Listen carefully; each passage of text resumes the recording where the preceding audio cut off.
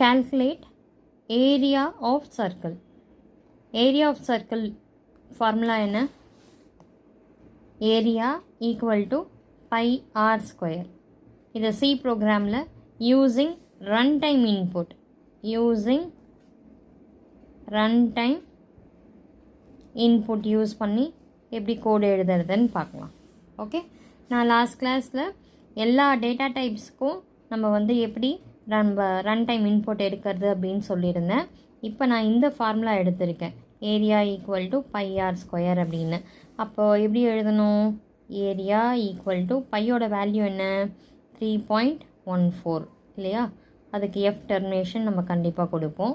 Into okay r into r, இதுதான் formula.